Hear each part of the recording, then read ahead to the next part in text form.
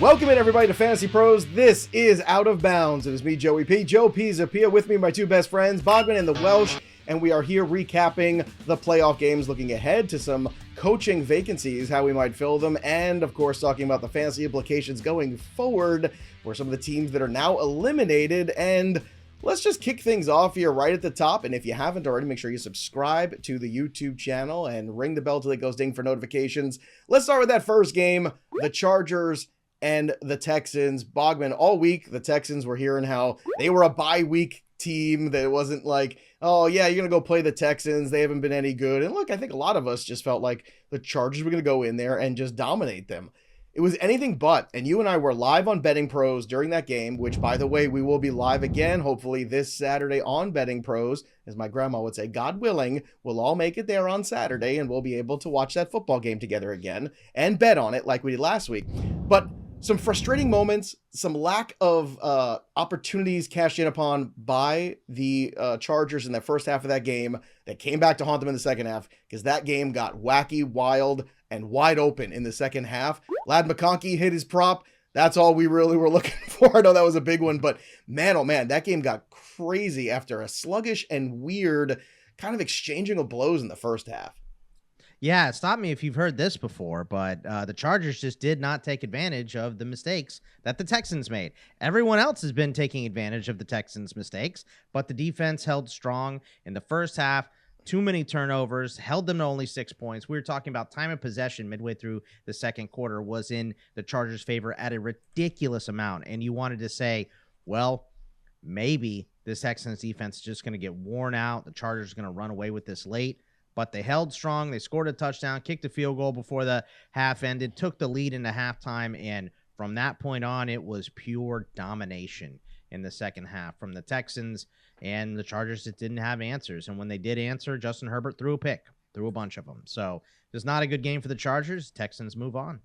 All right. So the Chargers, obviously a good turnaround. Last year, a team that was picking in the top 5 of the draft. This year, a playoff team. Jim Harbaugh came in there, did a terrific job with this squad, with Herbert, rebuilding the confidence of this team, because they were dreadful last year. I mean, let's be honest, how bad they were, and how bad they've been in some of these big spots too, where they just get obliterated in some games, right? So I understand it's a lot of moral victory stuff. That doesn't go very far for a Harbaugh, but you got to look back and say, for a guy who threw 3 picks all year, the 4 interceptions, although one of them off the hands of Disley was a tough one to get charged with, Herbert did not play good enough, unfortunately. So next year, Welsh, as we continue to look ahead to some of these teams that got eliminated, what's the big thing that you would give the Chargers if you had like a wish list? Is it another big-time wide receiver on the outside? Is it something on the defensive front to stop the run?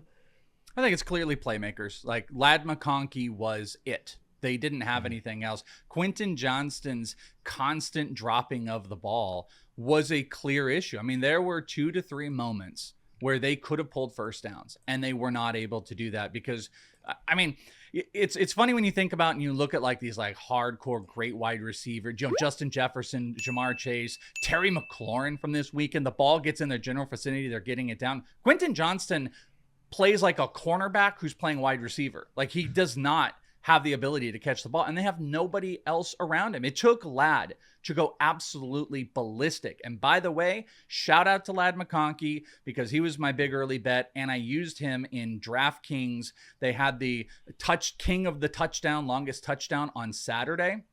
But gentlemen, check this out. So I cashed it, and they actually allowed you to parlay 3 players, which I didn't do, and I only went Ladd, so awesome. And I got my bet, and it's $2 million shared around everybody who bet Ladd.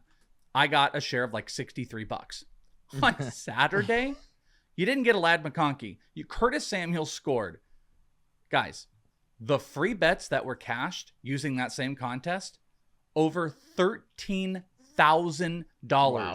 For the Curtis Samuel longest reception. So that's how fun that contest was. So shout out to them, but shout out to Ladd, and they've got to build around him. And it's hard for a Harbaugh team that wants to, smash nose running the ball. He's going to probably, want to bring in offensive linemen and a couple more of those guys, but you've got to have a couple guys that you can count on. I think that they should go and call the 49ers with a guy like Brandon Ayuk. Debo, I mean, I don't care about Debo, whatever, you have him for free. But Brandon Ayuk would make a ton of sense. There's a few free agents that are out there, so I don't know if it's the draft or free agency. But truly, having a guy like Ladd McConkey who can do what he can do, you got to have a few other playmakers that can step up when Herbert is having, just a horrendous playoff game. And they had nobody, not even close. It is the 13th of January, us recording this, and that's the first Welshism of the year. I don't know if you noticed it. Did you pick up on it? I didn't even catch it. Yeah, so you took Smash Mouth and Hard Nosed, and you made them Smash Nosed. Yeah. Hard for a Harbaugh team that wants to, smash nose running the ball. Okay. I say smash You did. nose. You did. Put it on a shirt.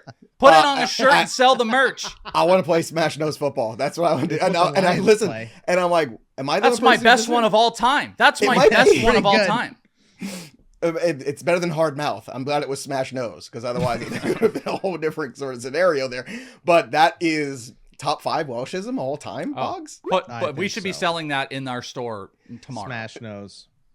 Dan Campbell. I can only think of inappropriate jokes that I can't say here. All right, we are on our Discord as always recording. Go to fantasypros.com/chat to be a part of the show live, because we record it on Mondays. Let's get to one of our listeners here hanging out in the chat. Let's go to Bot Time Crisis. Now, Bot, I know you had some shares of Quentin Johnston, and you were not too happy about how that ended up for you. No, I got swindled week 2, when he had that big week. But then it was Pat. I remember Pat Fitzmaurice was always saying how he has frying pans for hands. Yep. But I do have like a question regarding the Texans. Beginning of the draft season, when we were all starting out, I remember everyone kept saying, like, you can't really go wrong with any of the Houston Texans wide receivers, Diggs, Tank Dell, Nico. Well, I don't really see much. I don't know how much longer Diggs is going to be viable at the Texans. That Tank Dell injury looked pretty bad. And then there's obviously Nico will still be there next year. I'm in like a dynasty, and I'm like considering 2 of these guys that are on the waivers right now, which is Xavier Hutchinson and John Mechie. Are those any viable people I should be looking at, or do you think like Diggs and like Dell are gonna be fine? Because that looked like season ending to me, or not season, like career like ruining with that. It might be. That it's ACL. terribly sad. It was a terrible injury too. A lot of knee damage in there. But that's a great question, by the way. And for the record too, one of my biggest L's that I've taken is I was very much Nico, and if you go back and watch a lot of the shows in August and September, I was very team Nico, but I didn't even have him as a first round guy. I should have had him as a first round guy, despite the fact that he missed a few weeks. It happens, guys get hurt, but they were right neck and neck in ADP, Boggs. Like, you had Diggs and Nico like a couple spots from each other, and I didn't understand why, because it was very clear that Nico was CJ's guy, and anybody coming in new was just going to be support. And I wasn't buying the Tank Dell phenomenon too because of his size. His size was something that just kind of worried me, especially coming back from that major injury the year before, the broken leg. So to his point, Mechie's the one that would stick out to me just because of the pedigree of playing at Alabama. And he was always a very strong possession wide receiver guy. And to me, that complements what Nico does. Do you see somebody else coming in, or maybe one of these internal guys like Bot was talking about? I think it's probably a free agent or a draft pick, honestly. I do like John Mechie a lot.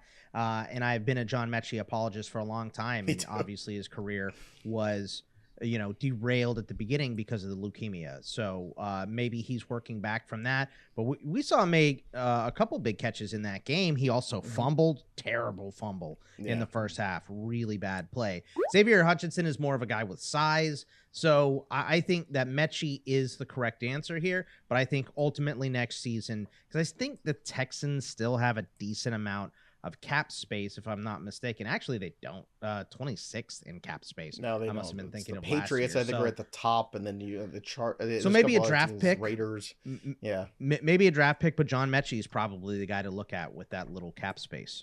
All right, next game on the board here. I'm going to let Bogman stew in his own juices while Welsh and I talk about the Steelers and Ravens, and Derrick Henry just continuing to be the king and running amok. What was it, 188, 186, or whatever it was? It was a lot. And there was one point where the announcers too just were in awe of 15 straight run plays, and watching the Ravens just dominate, which again, Terrell, I know you hear me. You kept telling me that they were going to cover. They didn't cover. This was a dominant performance. I feel like the Ravens kind of even took their foot off the gas a little bit in the second half. And then, your third quarter, they came out, they had that one drive, the Steelers, but they really did not have anything. And the thing I keep coming back to, Welsh, is now the Steelers are in the same spot again. They're a team that lost a playoff game. Again, they had a winning record. That's great. Like, I get it. You want to be a competitive team. But this was a year where I feel like you almost had the the permission of the fan base, except for Scott Bogman, to figure out who your quarterback of the future might be and if it was a Justin Fields. And instead now they're back to square one. They really don't know who their quarterback's going to be next year. You gave most of the time to a 36-year-old guy, and now you're sitting at home. So takeaways from this game and takeaways from what the Steelers need to do in the offseason, and then we'll let Bogman get all of the therapy he needs on this program. Well, the first thing on the game I'd point out was I believe it was Bogman that allowed me to have the second pick in our touchdown draft, Derrick Henry. So thank you for that. Derrick Henry, I think, singularly won that. Though I think you have Puka and I have Justin Jefferson still tonight. But the Derrick Henry is a menace. And that was the perfect script for a team that was down Zay Flowers. Their aerial game was a little bit, in question overall. Lamar struggles against the Steelers. Everything lined up perfectly for them. I mean, the biggest takeaway is I think they are primed to make this run now because you can hopefully get Zay Flowers back and you're really able to not put a whole bunch on that passing game and you can redevelop that into this next series. The funny thing with the Steelers moving forward, though, is I've seen all these people. There's two camps. There's the blow it up camp and the I'm Mike Tomlin camp. The funny thing about the blow it up camp is they're already blown up. They're all free agents. The quarterbacks are free agents. The running backs are free agents. You got the entire offense are free agents, except for George Pickens, the one guy you want off of this team if you're a Steeler fan. You got to be sick of him, even though he makes big plays and cashes the longest reception. I think what they need to do is such a bigger, more macro question than it is we have to figure out okay, Tomlin moves forward. How are you going to redesign this offense? You have a new quarterback. You probably have a new running backs. You cannot base this team anymore around George Pickens. That guy does not care, barely wants to be there. Just there's no growth. So the blow up has already happened for them. So I think it's already in front of us. What do they have to do? They've got to get good quality players that all mix and match together because it seemed like a weird collection of Najee to Fields to Russ to no other real weapons out there to help. I mean, Calvin Austin can't be your second wide receiver. It's like the Chargers. You got to have more playmakers. If you're going to bring back Russ, you got to have more playmakers. So I'd like to see them just kind of rebuild it from a youth standpoint in the draft. We'll see, but it's already blown up for them. The only blowing up is getting Tomlin out of there if they want to do that. And I think the majority of people don't actually want that. All right, Boggs, you've been marinating since late Saturday evening about this. Do you trust them to be able to put this all back together again? Because Welsh makes a great point there. Whether they like it or not, it is an open puzzle with a lot of pieces that they have to squeeze back in. Nothing matters until they get a quarterback. That's it. That's the whole thing. All right, we'll answer that question. Who is the quarterback of the Steelers in 2025? It's probably going to be Russell Wilson. I don't want it to be, but that's probably what's going to happen. I think maybe they'll try to make another move. I think Kirk Cousins is an option as well because Atlanta's probably done with him. And unfortunately, and I told you this a couple weeks ago, I told you both this a couple weeks ago, Aaron Rodgers is absolutely an option for the Steelers when the Jets get rid of him because him and Mike Tomlin like each other. And I don't know. I just think if he brings Aaron Devontae Rodgers Adams with him, would you sign up for that? I mean, that's another piece. Look, whatever. The defense is good. Please put Aaron Rodgers on the Steelers next year. Please. I mean, Welsh just doesn't want me to live, so it's fine. I need Aaron Rodgers on the Steelers more than I need a 49ers Super Bowl. I'm being serious. I need it. Anything to stop him from having his own podcast, I'm all for. So, oh no, have him and Pickens. Give me an Aaron Rodgers and George Pickens podcast. There are so many things I need out of that. Please put Aaron Rodgers on that Steeler team. Yeah, I think Minka Fitzpatrick is done. I think his career is about over. He was going for plays instead of tackles, and that's just not what you do in a game like that. And the game plan against Baltimore was miserable. I don't understand it at all. What they've done the entire time throughout Lamar's career is have TJ hit Lamar. If you're going to run him, you're going to get hit by TJ. That is basically the punishment for running him. They had TJ after Derrick Henry on every play this year. And they even asked TJ about it. Why weren't you going after the quarterback? And he said, I went with what the game plan was. Do you guys ever wonder, I'm really curious about this. Do you ever wonder how football rebuilding is not built around like any other sport. Like in baseball, what do you do when you rebuild? You take your great player, you blow it up for 4 or 5 pieces. Like that's the designation of it. Like if you have a great player and you're a crap team, they're going. That doesn't happen in football. Well, like you know you why? would think TJ Watt would be the prime example. Like take TJ Watt, best defender in the NFL, trade him for like 5 or 6 assets and rebuild. It just doesn't happen in the NFL. But like you were that. just in the difference is you don't playoffs get to, for- but you don't get to pick the asset. That's a problem. Is you're getting draft picks, right? Like that's Well, what you you're could take getting. players essentially. too. There's Well, then never you- big player well, trades. but there's hardly ever big player trades. You're right, but on top of it, like usually those deals involve a bunch of draft picks. So then you have to trust you have the regime in place to identify the right players, draft the right players, and get everybody in there that you want to fill those gaps. And I mean, And it's because of going the back to the hard Herschel salary Walker cap? trade. I mean, the last time we saw something like that, Welsh, was the Herschel Walker trade, which everybody at the time was killing, right? And Jimmy it Johnson wasn't. built a dynasty off of it. The last time we saw that was Or the Ricky Deshaun Williams. Watson trade. Oh, Yeah. 3 first-round Yeah, picks. you're right. Honestly, that was No, the you're last right. time we saw it. You're 100% It's a right. terrible trade. It's a bad example, but that's exactly what No, you're it right. is. Usually it's for a quarterback, but I think the reason that you don't see that in the NFL is because a hard salary cap makes these teams turn over so fast. No one expected Washington to do what they're doing this year, right? Nobody expected them to make it to the second round of the playoffs. No way. Last season, everybody had the Texans as the bottom team.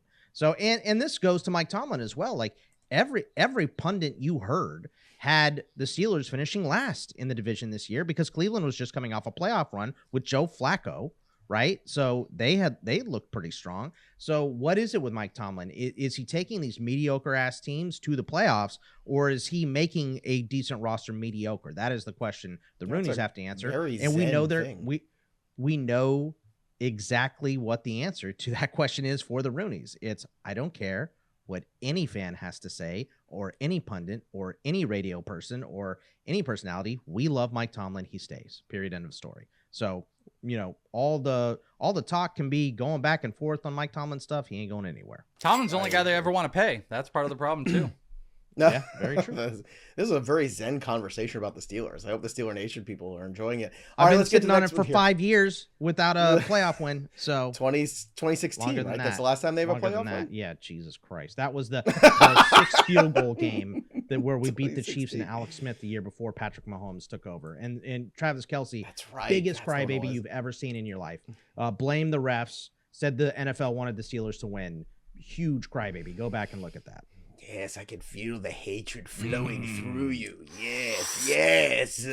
Strike him down and you shall become more powerful than he ever was. All right, let's get to Broncos Bills. Now, this one started out a little flat for the Bills and super aggressive for the Broncos. You had fake punts. You had Bo Nix slinging balls downfield. The first time you ever had a rookie quarterback throw a touchdown pass in the playoffs to a rookie wide receiver. And then the Broncos stopped being aggressive, and the Buffalo Bills, well, they did the rest. And you could tell it was back to James Cook. It was back to running the football. It was back to basics. This is always the thing that I used to scream about Buffalo. You have to run the football in January in Buffalo in the playoffs if you were going to get yourself to a Super Bowl. And the previous regime and the offensive coordinators did not want to do that. Joe Brady last year started to do that, started to turn things around a little bit, and you saw it yesterday. That's what you need to do in Buffalo. Boggs, let's get your take on this real quick.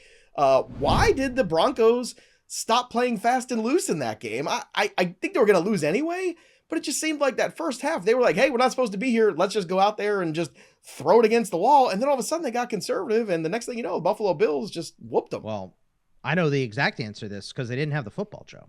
They did not have the That's fair. football in this game.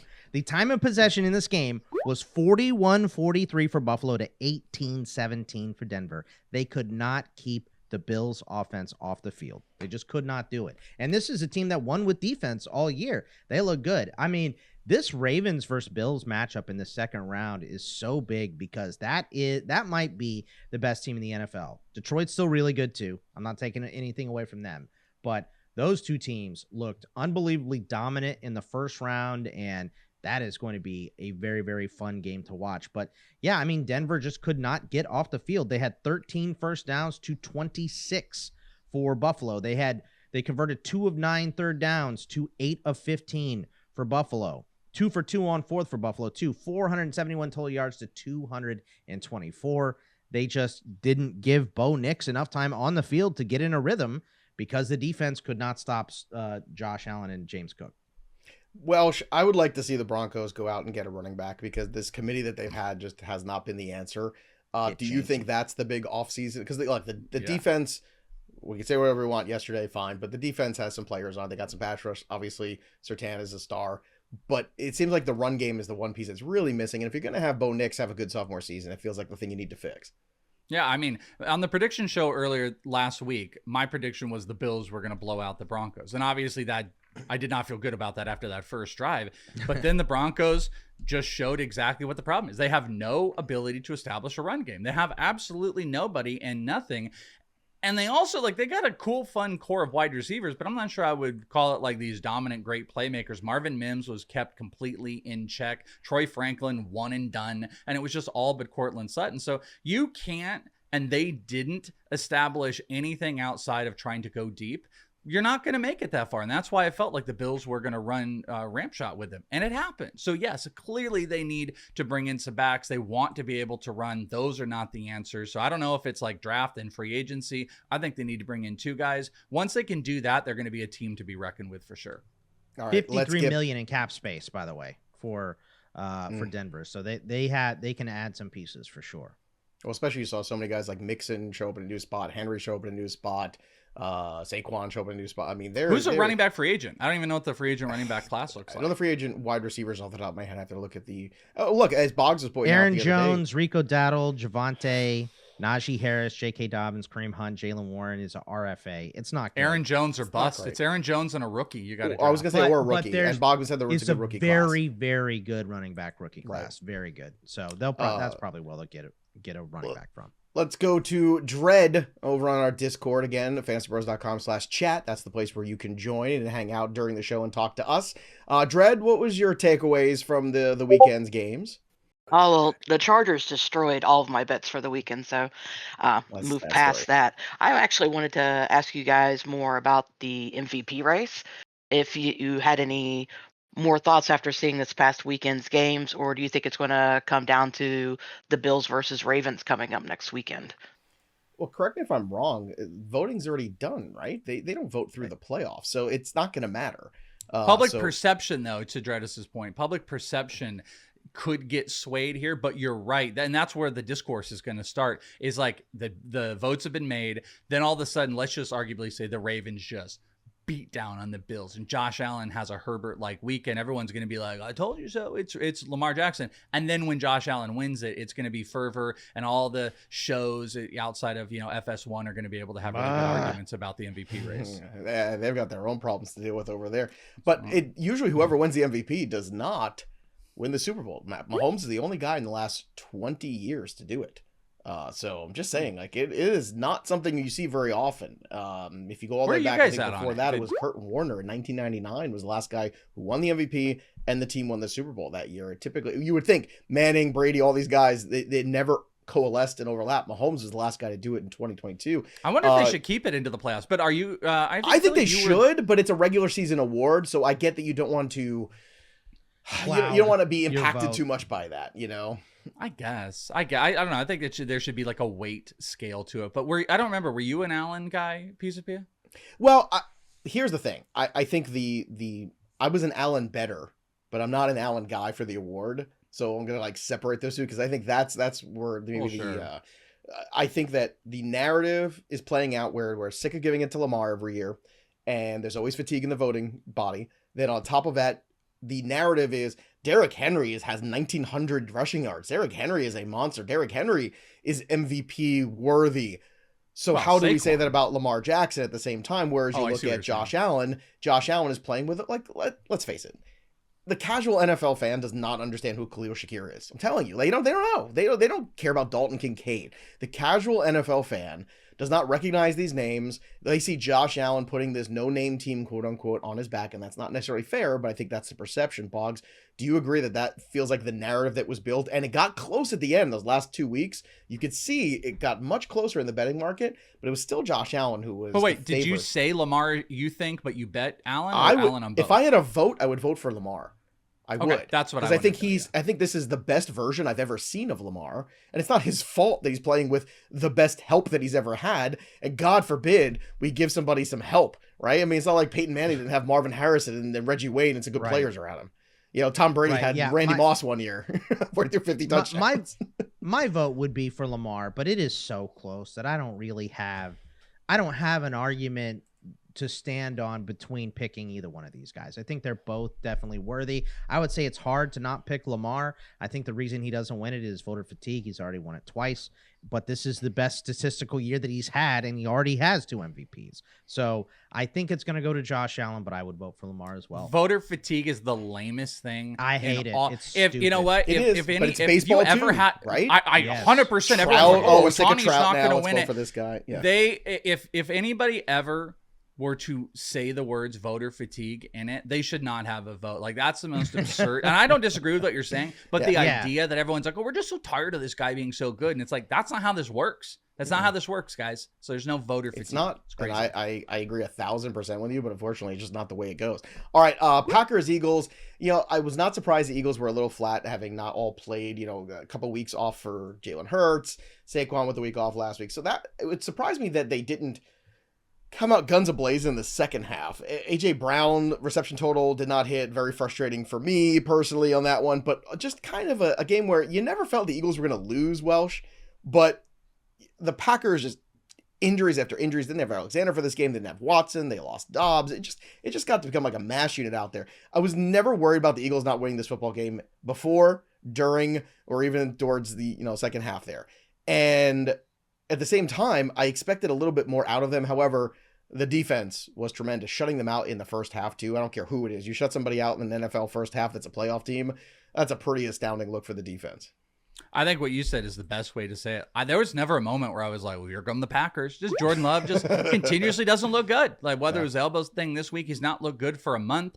The passing game, they don't trust. I mean, not to his, there's nothing against him in this, but like, he lost Dobbs, he lost Jaden Reed, he didn't have Watson. Like, he kept losing guys, but he also just made really bad decisions. Josh Jacobs held that entire offense on their back. I guess the only worry would have been like the Eagles being a little bit flat. But yeah, to your point, like, I just never had a moment where I'm like, oh, they're going to drop this game. It's like, no, defense played how it needed to. The offense did just enough to be really great, though I would have loved a Devontae Smith first touchdown instead of stupid Jahan Dotson. But yeah, I think they just did enough to get by, squeak by, and then they can fix all their things. They can go and read AJ Brown's motivational book or whatever, and they can figure out their next matchup. Did you see he picked up a book on the sideline? John, Gruden what was the book? Did we find out? Because I had just come home from coaching flag football, and I had seen the thing, and I How saw to be a book. crybaby for dummies. No, that's what it was. It was like how to be successful and make friends or whatever it was. How do I get Jalen Hurts to like me and throw the ball to me, right? How to deal? Why do I hate my best friend? Yeah, how to influence people and make friends, right? That's it was some like inner success type of thing, and he had it highlighted. But like, it was one of those moments on the sideline. That's good. Oh, it totally was. There's a moment. They have this great clip online you can find where you just know AJ Brown knows the camera's on him, because he's sitting there and he just reaches down on the bench and he picks up the book and looks, and Devontae Smith is kind of turned over, almost it actually felt like a scene out of The Office. Like, I felt like Devontae Smith was going to talk to us, like look in the camera, and he was just going to be like, in that moment, I didn't know what was going on. Like, I really felt like it was an Office moment. You want to play like that Curb Your Enthusiasm theme over it too? Yeah. It's like, I'm out on the fourth down. He just sits down and opens the book. Jalen Hurts it on the bench.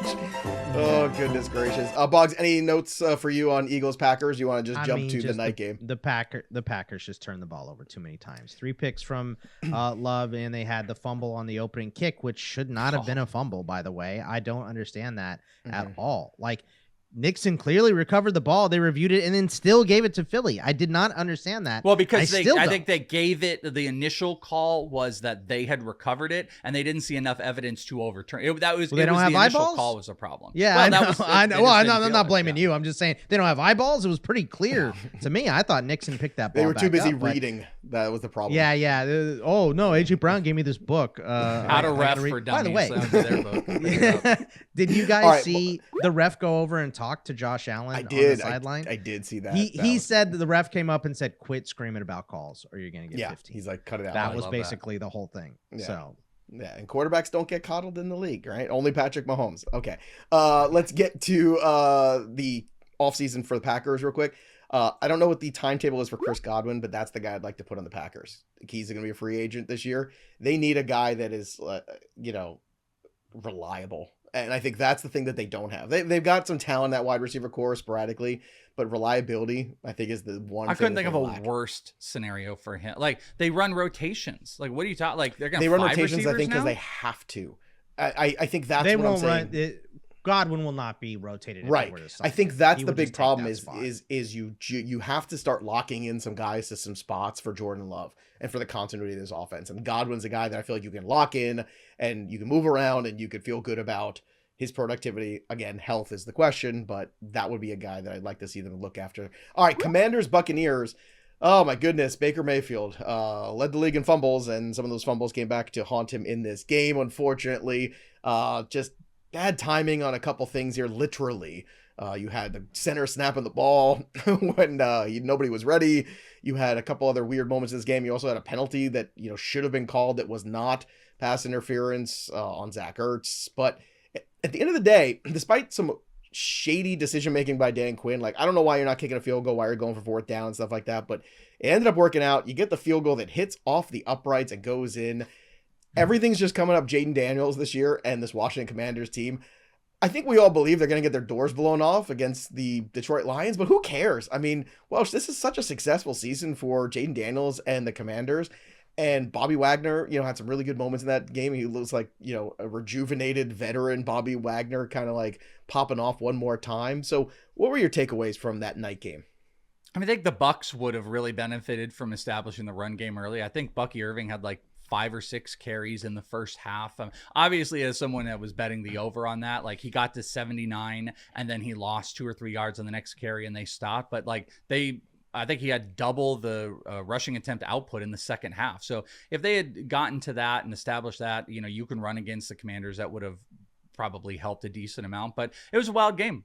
On the prediction side, I was like, I think this is going to be the best game. It ended up being the best game because of the craziness. And I don't know if you guys saw, like, Zane Gonzalez. I didn't know. I mean, I live in Arizona. I didn't know about this in his ASU days, but he has this weird OCD tick where, I don't know if you guys saw the video, every 3 seconds he was doing this. And then he would put his helmet back. He'd almost put his helmet on, and then he would stop, and he would do his hair. He did it like 7 times, and it was giving everybody anxiety, and that was his OCD kick. And then it, donks right off of the upright, and then it goes in. As someone also who had bets, I was praying that field goal wasn't going to go, so we were going to go to overtime, because then we're smashing Irving, and I needed a couple more yards from Baker, so that hurt. But it was a fantastic game. Commanders are one of the best stories this year, and every player in the NFL wants to play for Jaden Daniels. I actually think back to Ayuk wanting to be traded to go and play with Jaden Daniels. You had Malik Neighbors did a video in the stands. Like, Jaden Daniels is phenomenal. Crushed those completion over. I think he had 24 in the game. He is an absolute dude, and his players stepped up where others didn't. Like, we're talking about the Chargers. Terry McLaurin, incredible plays. Brian Robinson was out there, and Jaden Daniels ran that offense. It was masterful, and kind of a bummer that the Bucs got knocked, because I enjoyed watching them, but better team won, and Commanders and Jaden Daniel moving on. Tyreek Hill to the Commanders. Let's go. Boggs, what do you want to do to help out the Bucs here at the end? You want to get him some safety help? You want to get him corner? Like, what do you want to do here in the offseason for the Buccaneers? Because this is kind of disappointing. It's all defense, right? It's all defense. The offense is okay. I mean, obviously, you would love to have Chris Godwin back, but Jalen McMillan filled in fine. Mike Evans seems to be ageless, so he's going to be back. Baker is back, right? You know who could really use Baker Mayfield right now? The Browns. They could really use Baker Mayfield right now. I almost spit out my water. You should do that to me.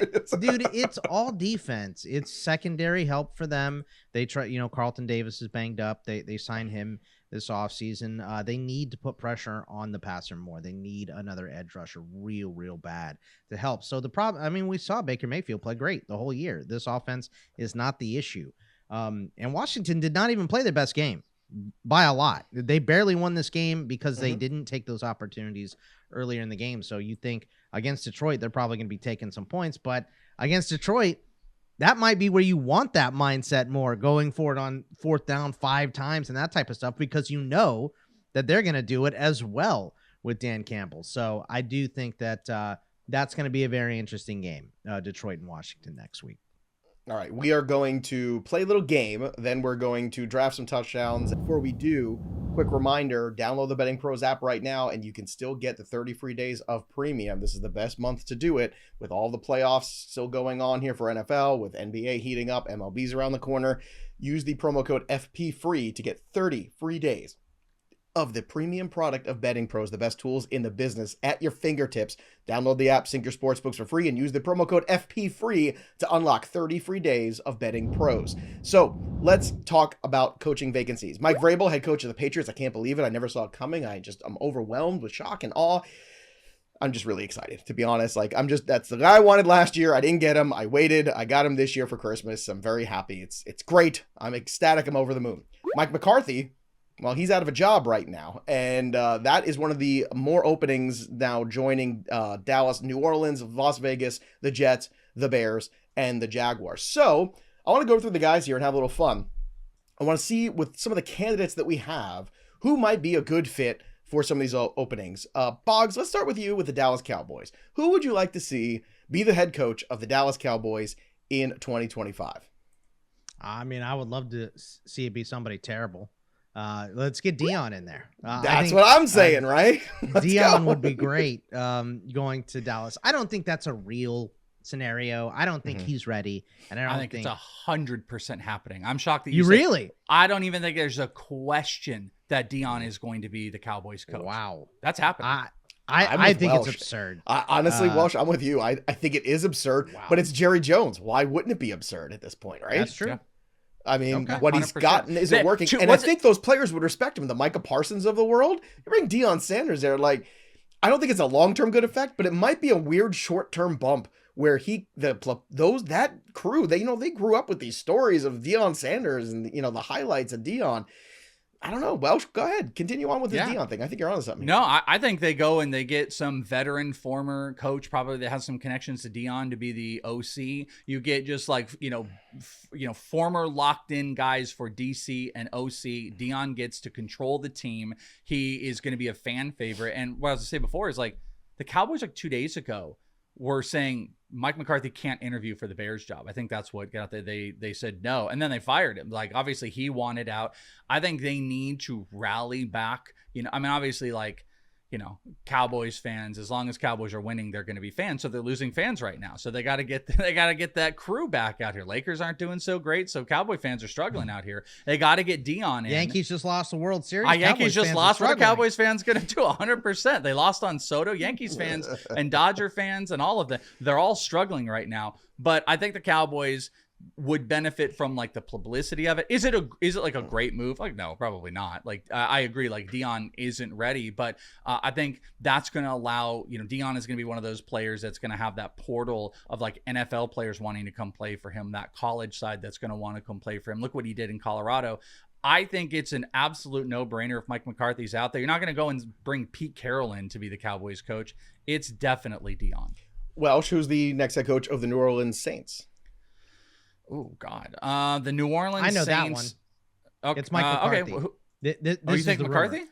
This is the rumor. This is why he wanted out, is to go to New Orleans, which I don't understand why. That seems like the worst job. Just to get away from Jerry Jones. Wasn't he there before the 40? I think before he took the OC job or was it before or after the 40? No, it was before the 49ers. I think he was with the Saints before he went to the Niners, and then he went and became the Packers head coach. I don't remember what his history with the Saints is, but they're $50 million over in cap space again, and the roster is awful on offense outside of Kamara and Olave.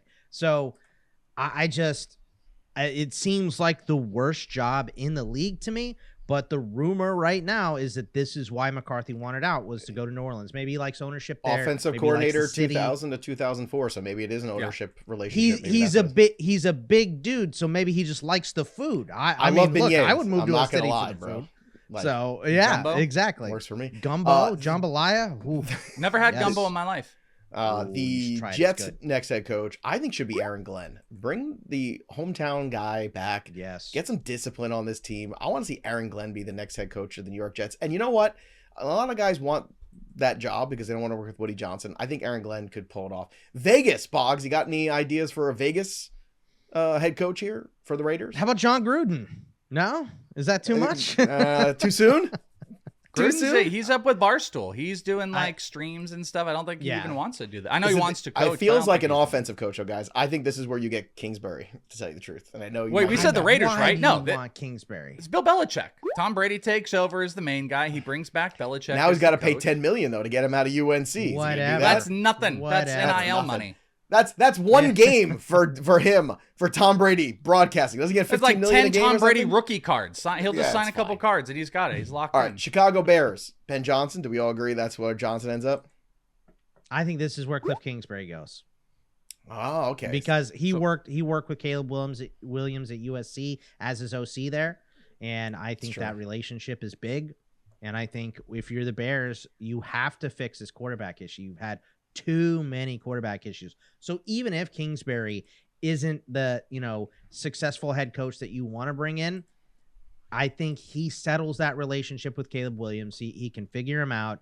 And I think Kingsbury has to be smart enough at this point to know I need to hire somebody to control this defense and just let him do it. And he needs to hire a timeout guy too, because he doesn't know what to do with timeouts at all. So I mean, a clock operator guy. A lot of teams are doing it. He has to have that guy ready to go. So I think Kingsbury needs to figure this offense out specifically. Well, where's Ben Johnson then? Welsh is at Jacksonville. That's the only chair left to sit in. I think there were connections. I think there was like they're extremely interested. I kind of agreed. Like when we said no, I'm like, where's Ben Johnson going to go? I don't know if you want to go to that spot, but I think that is you have the a most quarterback likely. Theoretically. Yeah, I guess, and you got like you get to build around like Brian Thomas and stuff like that. Yeah, I think that would make some sense. I don't think that's a great place to go. I don't think that's a good job, but yeah, I'll go with Jacksonville because Ben Johnson has got to be the hottest candidate here. All right, let's get to the touchdowns. Welsh is leading right now. So Welsh, why don't you make the first pick? Then I will pick, and Bogman will have for 2 here in the touchdown draft for the divisional round of the playoffs. Welsh, where do you want to begin? All right, so we doing 3 rounds? We'll do 3 rounds yet again. Okay. I've got 1. Bogman has 1. Welsh has 3. And he's still got Justin Jefferson left to go tonight. I think Boggs has Puka. Yeah, Boggs got Puka. Oh, you got Puka tonight too. So I'm just the loser with 1. So there you go. I'm in a good, maybe I should draft. I'll draft. So here we go. Welsh, then Bogman, then me. Let's go. All right, I am going to start it off with, we're going to go Derrick Henry again. So he was my second overall pick. Why would I not go right back to Derrick Henry? Makes sense to me. All right, Scott Bogman, you get the second pick. Where are you going? Josh Allen. Josh Allen. All right, so it's me for 2 again. Oh, goodness gracious. All right, here we go. Let's give me Saquon Barkley. All right, we're going to go with Saquon here for a touchdown. And where do I want to go for the second one? Where do I go? Give me Mark Andrews. Mark Andrews, by the way, has a really good second half after being just brutal and people dropping him in fantasy leagues. People realize how many touchdowns he ended up with by the end of the year. Not a bad look. All right, back to you, Boggs. Let's go with Jahmyr Gibbs. God, you son of a... That's a good one. That's a really good one. I should have taken Gibbs there, but that's okay. I could have gotten Andrews later. I was under the gun there. All right, back to you, Welsh, for 2, and then Bogman.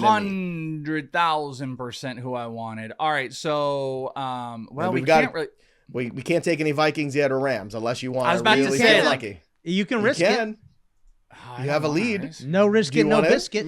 No. All right. So one I'm going to take is Cook. So how about the leading rushing touchdown guy and getting a touchdown there? And then let's go with, I really wanted Jahmyr Gibbs. Let's go to Amon-Ra St. Brown. We're going to take a wide receiver in there in that matchup with the Commanders. I feel in a very good spot, as does our own Stink Mangione is feeling pretty good. He sent me a private message, by the way, and he's like, I believe in you. He's like, you are going to do this. And I'm like, I am. There you go. All right, Boggs, back to you for a touchdown for the divisional round of the playoffs. Jalen Hurts. Hurts. It is. All right, which comes back to me here.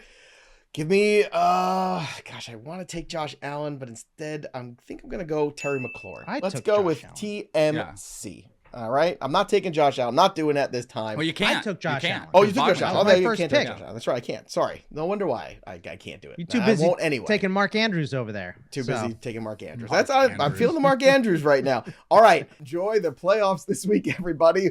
We'll be back again soon to talk football with all of you. I think we might be off next week for the holiday, but that's okay. We'll be popping around. Make sure you subscribe to the YouTube channel, drop your comments below, and don't forget to share the show with all your friends and loved ones and ring the bell till it goes ding for notifications. That'll do it for us, but the story of the game goes on. For Bogman and Welsh, I'm Joey P.